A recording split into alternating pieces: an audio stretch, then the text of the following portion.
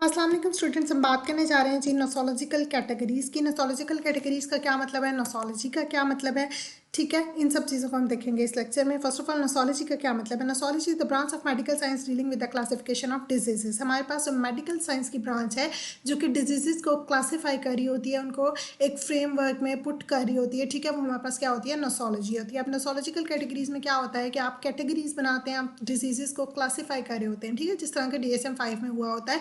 अब DSM and ICD वो कह रहे हैं क्या है, नोसोलॉजीज हैं, that is symptoms for classifying diseases called disorders in the DSM में उनको डिसऑर्डर्स कह रहे हैं।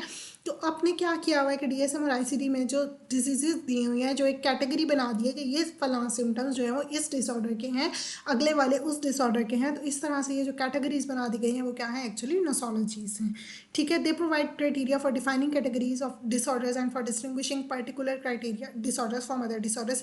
इस नोसोलॉजीज के जरिए, इन कैटेगरीज के जरिए फिर क्या होता है कि हम जो है वो एक डिसऑर्डर को दूसरे डिसऑर्डर से अलग कर सकते हैं। मतलब सिम्टम्स के भी आपको हमें पता चल जाता है कि ये सिम्टम्स इस डिसऑर्डर के हैं, ये सिम्टम्स इस डिसऑर्डर के हैं, ठीक है। और इसी तरह आप डिसऑर्डर्स को डिफाइन भी कर सकते हैं, ठीक है, इसके जरिए।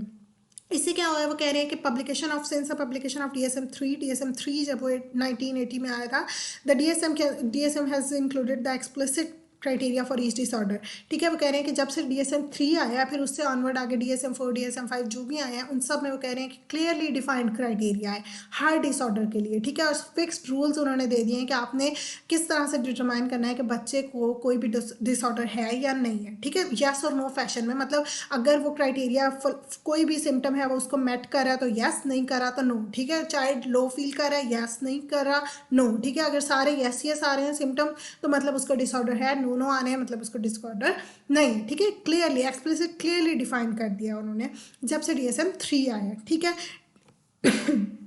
DSM क्या करता है, provide guidelines for describing some disorders. अब DSM ने साथ साथ ये भी गाइडलाइन दी है, कुछ डिसऑर्डर्स को वो बताता है कि मतलब अगर इतने सिम्टम्स अपीयर होंगे तो मतलब माइल्ड है, उससे ज़्यादा होंगे तो मॉडरेट, उससे ज़्यादा तो स्वेयर, ठीक है। But if the required number of criteria, अगर माइल्ड नंबर वाला क्राइटेरिया भी मैट नहीं हो रहा तो मतलब बच्चे को कोई डिसऑर्डर, वो वाला डिसऑर्डर एटलीस्ट नहीं है, ठीक है।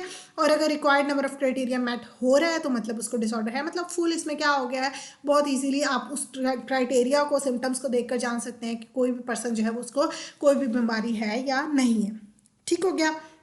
The standard version of ICD-10, जो ICD-10 था वर्ल्ड हेल्थ ऑर्गेनाइजेशन ने दिया। अच्छा, DSM किसने दिया, अमेरिकन साइकेट्रिक एसोसिएशन ने, लेकिन ICD वर्ल्ड हेल्थ ऑर्गेनाइजेशन जिसको हम WHO कहते हैं, अच्छा उन्होंने दिया। तो वो कह रहे हैं कि does not provide such explicit diagnostic criteria. अब जो DSM-10 था वो कह रहे हैं कि उसमें जो है वो इतना क्लियरली डिफाइंड क्राइटेरिया नहीं था जितना कि DSM-3 में है और उससे ऑनवर्ड है। ना इतने कोई फिक्स्ड रूल्स दिए उन्होंने फॉर्मल डायग्नोसिस के, लेकिन लिटिल यूज्ड रिसर्च वर्जन जो दोबारा इसका आया, ये DSM-10 था 1992 का, फिर दोबारा 1993 में इसका जो रिसर्च वर्जन आया उसमें उन्होंने लिटिल बिट जो है वो explicit criteria, defined criteria clearly थोड़ा बहुत दिया था, ठीक हो गया। ये होती है नोसोलॉजिकल कैटेगरीज। आई होप आपको अच्छी समझ आई होगी। Thank you so much and अल्लाह हाफिज़।